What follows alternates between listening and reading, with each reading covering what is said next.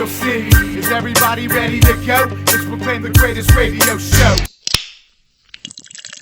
Welcome to our Week 16 Steeler preview. I'm your host, Jim Stella, here with Jay Dash. The Pittsburgh Steelers take on the Baltimore Ravens on Christmas night, Christmas Day. What time's the game? 4:30? 4:15, I think. 4:30 maybe. Okay, so that's still considered technically afternoon, so we'll call it an afternoon game. Whoever wins this game wins the division, right, Dash? Most likely, yes. But it doesn't mean whoever loses is going to miss the playoffs. There's still a shot that if Pittsburgh would happen to lose this game, that they could still get in as a wild card. But if Baltimore lost this game, it would be a little bit harder. All right, now, so Pouncey, Roethlisberger, Bell, Brown, and DeCastro all made the Pro Bowl. Are they worthy? Yeah, maybe not Ben. I don't know. I'd have to look at the other quarterbacks, but it seems to me Ben hasn't had his best season by far necessarily, and he's been a little bit better than average this season for Big Ben standards, I would believe, wouldn't you? How many yards do you think he has? I don't know, close to 4,000. 3,500. He has 3,540 and 26 touchdowns and 11 interceptions and a 64% completion percentage. Yeah, I mean, it's not terrible by any means, but a 94.9 QB rating. He really, I don't know, it's just that he hasn't been going out there and leading this offense to victories. It's been the defense. We've been talking about it for weeks. It's been the defense winning these games. But you look, Joe Flacco has more passing yardage than Big Ben. Now, he does have 19 touchdowns compared to 13 interceptions. So he's definitely not as good as Big Ben, obviously. But he has more passing yards. However, I would say Le'Veon Bell is close to the entire Baltimore Ravens team in rushing. How many yards does he have? Bell has 1,146 yards on 241 carries. That's a 4.8 average with 6 touchdowns. That's rushing. Yeah. Receiving, he has 72 catches for 601 yards, an 8.3 average, and 1 touchdown. You look at the Baltimore Ravens, as a team, they have 1,269 yards rushing. So they barely beat out Le'Veon Bell alone. Now, they do have Terrence West, who is leading the team in rushing out there, has 729 yards, put the ball in the end zone 5 times on the ground. But recently, last week, I believe, he had something like 13 carries, while Kenneth Dixon had 9 carries, I believe. So they're pretty much splitting time in terms of carries. But Terrence West did do more in the passing game last week. I think he had 4 catches for 40 yards, and we know Pittsburgh, they can be beat by the running back in the passing game. We've seen it multiple times this season. So Terrence West is a guy you want to look out for in the passing game, but I really don't expect much from the Baltimore Ravens on the ground this week. So do the Steelers come into this game treating it like a primetime game since it's Christmas Day? Because you know they play better on primetime. They do, but it's also a home game, and they usually just play well at home. So I'm really not worried about anything like that. However, when they play the Baltimore Ravens, usually it comes down to the end of the game. So that's the one thing you got to look at here. Although I seen Pittsburgh's like -5 or something, -5.5 maybe at this point. That's what I've been seeing, yeah. That's ridiculous to me. I think that's too much, really. It should be... That's too much. It should be 3.5 or something like that, man. I'm telling you, these games always end up close. In Baltimore, they were leading the division not very long ago. They beat Pittsburgh 21-14 in Baltimore earlier this season. It's not like Pittsburgh's offense has been beast. We know the Baltimore Ravens have one of the best defenses in football. They stop the run very well, and it's been Le'Veon Bell who's been carrying his team offensively. So, I don't know. 5.5 is a little bit too much to me. What's the other Christmas Day game? That would be, who was it? Broncos, Kansas City Chiefs? and the Broncos, yes. That game's at 3.5 right now. Yeah, that's the late game. And then Monday night is Detroit at Dallas, I believe. And those really are the 3 biggest games of the weekend. I think on Saturday you have Green Bay and Minnesota. But really everyone else, there's one team that needs to win and one team who's already out of it, really facing each other. So there's not many big games on Saturday. You have to wait for Christmas and Monday night. Well, the Texans, I think, can win their division. Well, no. I think Tennessee. There's a couple things that could happen. Tennessee's tied with them. But yeah, Houston plays Cincy, though. That's what I'm saying. Cincy really has nothing to play for. Houston needs a win. There's a bunch of Tampa Bay needs a win. They're playing New Orleans, who has nothing to play for. So there's a lot of games like that. As long as the Steelers win, that's all that matters. Please believe it. This is a huge game, the biggest game of the season, obviously. Now, if Philadelphia could have pulled that game out last week against the Ravens, they scored in the very end. Carson Wentz, a 4-yard run to make the game 27-26. Baltimore with a 1-point lead. They decided to go for 2 and fell. Okay. So, see, I didn't know what happened. I seen on the bottom line, because I don't have all the channels, it said Philly scored, and I was like, oh, going to overtime. I'm like bird calling. And then the next thing I know, they lost 27-26, and I was like, what the hell? And I couldn't find out what happened. Yeah, it sucks. If Philadelphia could have been in a playoff chase right now, they kicked that extra point, and you don't know at this point then. Stupid Philadelphia. But yeah, Philadelphia would have won that game. The Steelers would have a 2-game lead right now. This game would really mean nothing. It would be the Cleveland game. Go play probably an 0-15 Cleveland team to win the division. Cleveland, man. Did you know that Cleveland and San Francisco are like a combined 3 and whatever against the spread this year? I think both teams might have covered the spread twice. That's it through the whole season. They just keep getting blown out. Yeah, I was just looking at the Browns' schedule this season, and I seen they are +6. San Diego's going into Cleveland, and I think San Diego's a good pick there because they've been getting blown out all year long. But like I was saying, I think the Pittsburgh Steelers are going to be able to stop Terrence West and Kenneth Dixon in this game, and the Baltimore Ravens are going to have to pass. And we know Joe Flacco can come up with big games against Pittsburgh. He had 206 yards last week with 2 touchdowns and a pick. But he does have some weapons in the passing game out there. Mike Wallace is a guy that can beat you deep. You can't let him behind you. And Steve Smith Sr. has had a pretty solid season. How old is he? 38? Something like that? I thought he was 83. Or is that his number? Yeah. But yeah, Steve Smith, he scored a touchdown last week. He's had a solid season. He's healthy right now. Kamar Aiken's been somewhat involved in this offense. He's more of a number 3 or number 4. And Perryman as well. Bernard Perryman has stepped up and came up with some big plays. He's not a high target threat or anything, but he's a guy that can beat you as well, sort of like a Mike Wallace. Mike Wallace. I hate that dude. What's Baltimore beat us in a row now? 4, right? I don't even know. Is it 4? I know they beat us a good bit recently. Let me ask you this. Yeah, well, go ahead. They actually beat us 3 times in the calendar year last year. Because they beat us on 1-3-15, 10-1-15, and 12-27-15. These bastards. But yeah, it's a 4-game losing streak.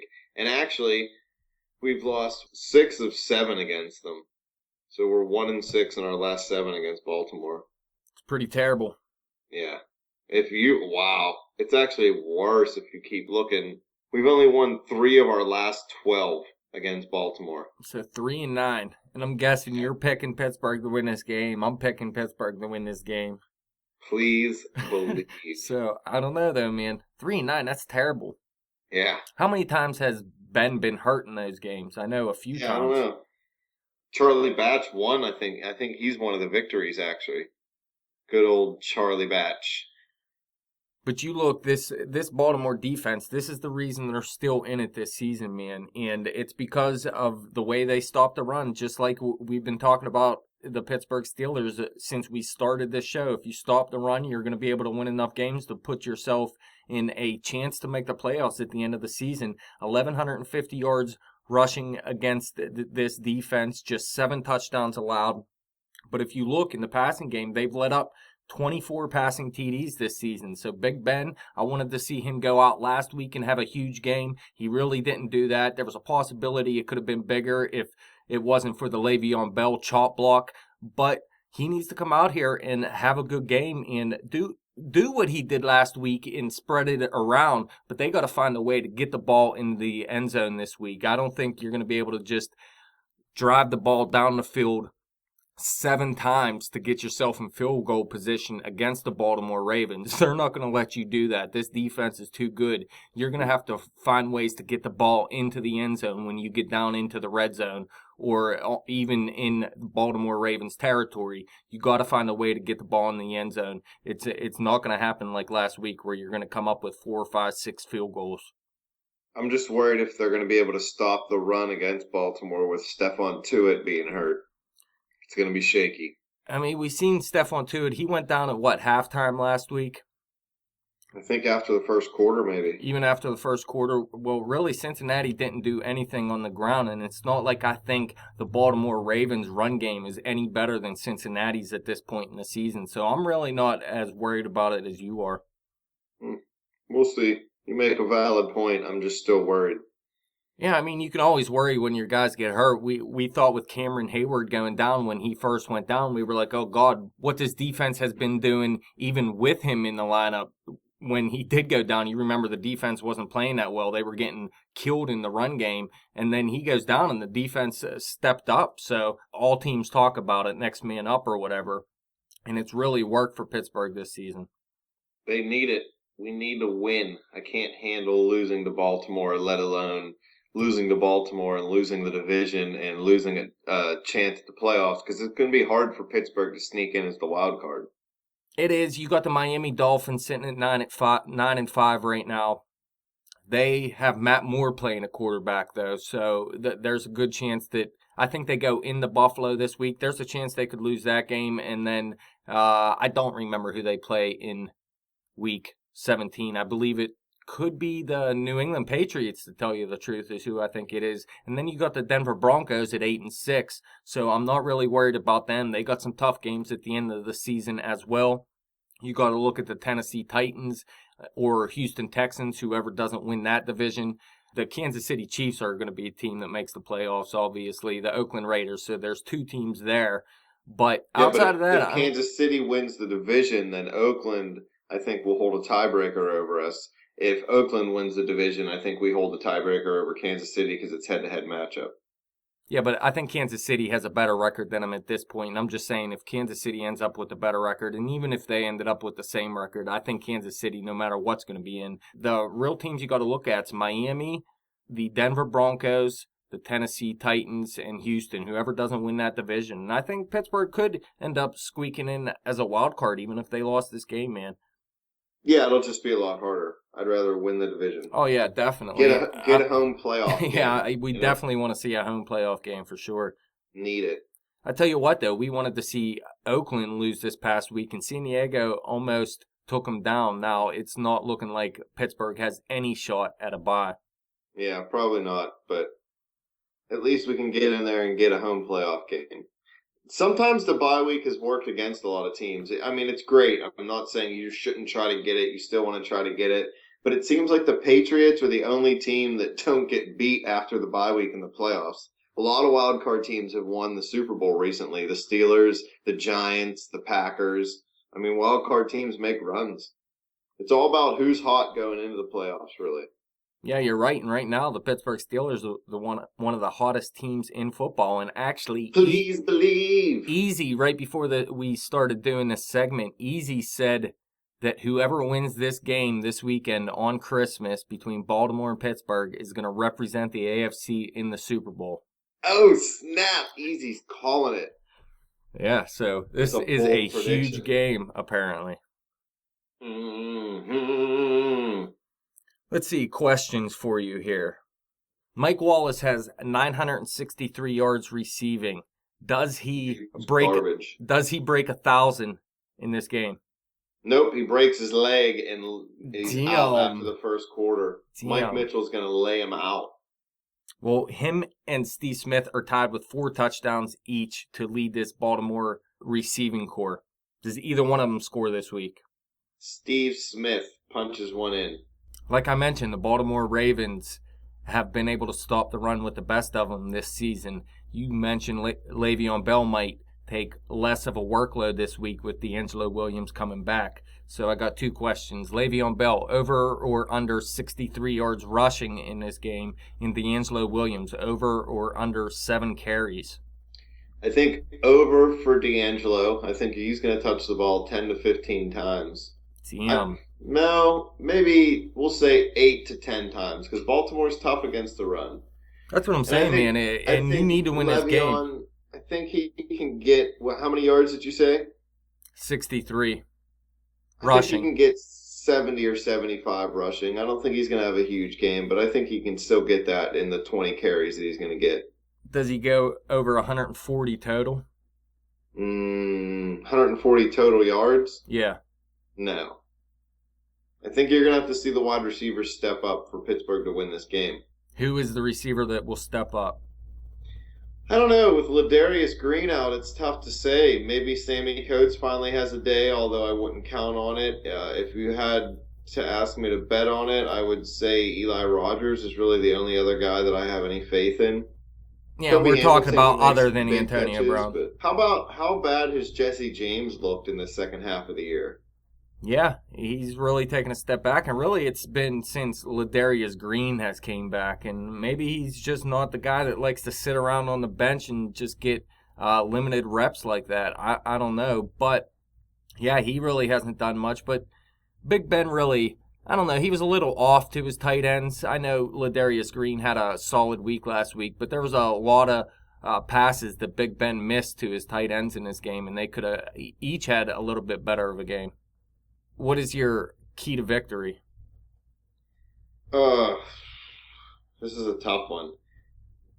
You know your enemy in this game. These two teams know each other better than probably any two teams in the NFL, honestly. This is one of the biggest rivalries in football. People keep saying the rivalry is with Cincinnati now, not with Baltimore. That's BS.